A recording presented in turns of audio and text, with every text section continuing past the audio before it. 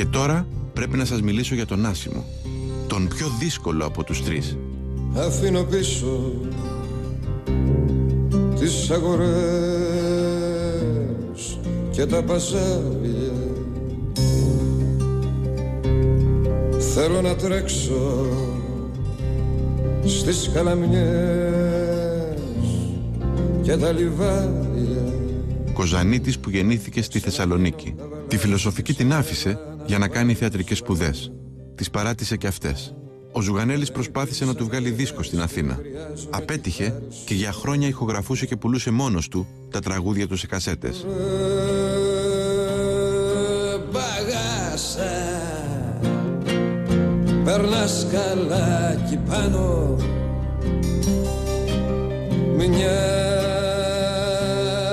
ανανάσα, γυρεύω για να γιάνω.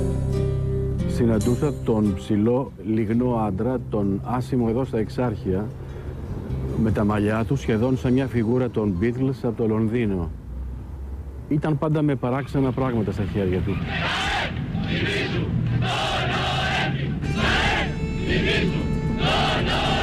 Θάνατος, ηλεροί κι ασήμαντοι δρόμοι, με τα λαμπρά μεγάλα ονόματά τους.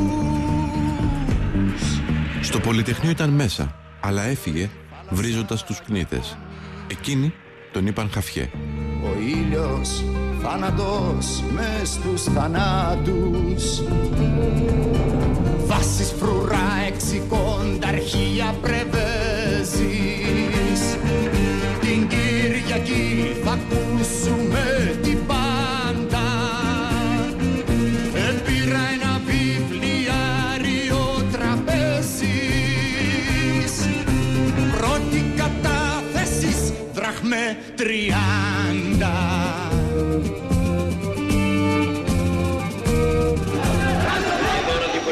Των ελεύθερων αγωνιζόμενων Ελλήνων. Εδώ Πολυτεχνείο, εδώ Πολυτεχνείο.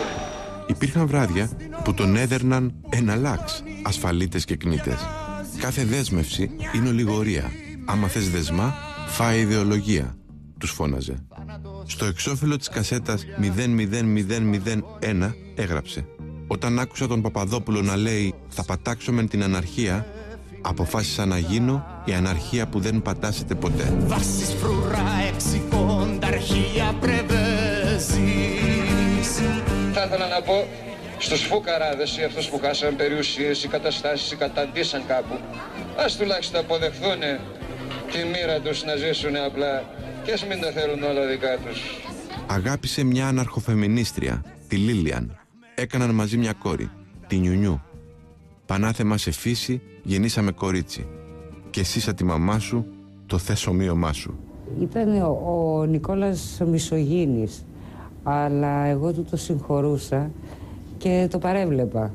Παρόλο που όλες τις γυναίκες έλεγε κότες, εμένα με προβίβασε σε μωρό παρθένα. Μετά, όταν κάναμε τη συνεργασία μας με τα 60 ζόρικα λεπτά στο φανάρι του Διογέννη, με είπε κυρά. Και με πήρε στο τηλέφωνο μία μέρα και μου λέει «Κυρά, σε πουλάω στη Λαϊκή και δεν σε αγοράζει κανείς». Πείνασε.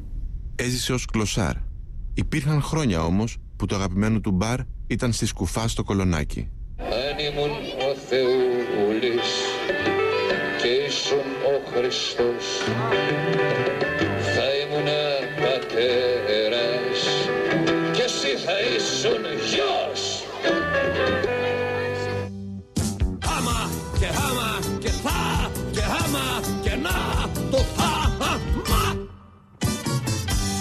Μπήκε στη φυλακή ως τρομοκράτης, τότε που σκοτώθηκε ο Κασίμης, και οι αριστεριστές διαδήλωναν για τα λευκά κελιά στη Γερμανία.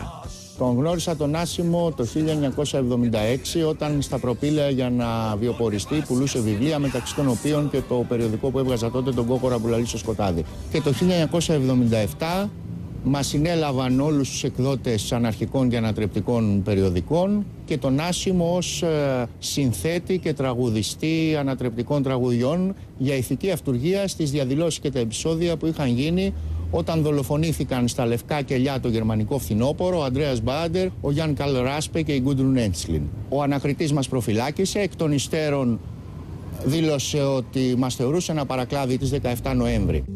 Αν ήμουν τραγούδι και εσύ ο στιχουργός, θα χόρευε τα αρκούδι και ο δημιουργός.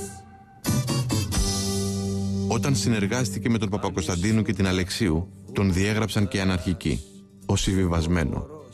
Σήμερα χρησιμοποιούν τους στίχους του στις προκηρύξεις τους. Χιλιάδες σούπερ μάρκετ γεμάτα πράγματα. Γιατί δεν τα βουτάμε για τα γεράματα?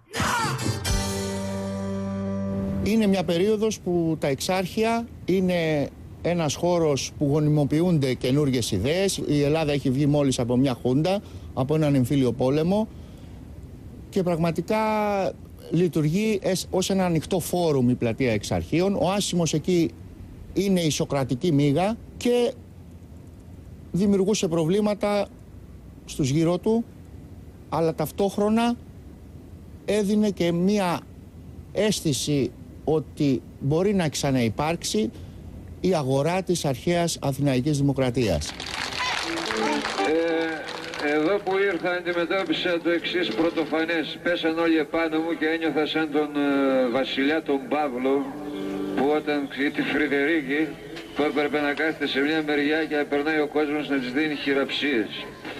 Λοιπόν, επειδή ουδέποτε διεκδίκησα βασιλικό αξίωμα, θα ήθελα να καταλάβετε ότι είμαστε πνιγμένοι, κουρασμένοι, εξοντωμένοι. Δεν ζούμε όπως ζείτε εσείς τόσο άνετα και απλά. Η ζωή μας είναι λίγο μπερδεμένη. Και να μας συμπαθάτε που δεν μπορούμε να σας μιλήσουμε όλους τον καθένα προσωπικά. Πες μου ένα ψέμα να αποκοιμηθώ, μονάχα για σένα κάνω το χαζό. Το ημερολόγιο του. Ασημόπουλος Νικόλαος, φιλοσοφική. Αυτά μου τα έστειλε ο φοβερός του αδελφός ο Δημήτρης.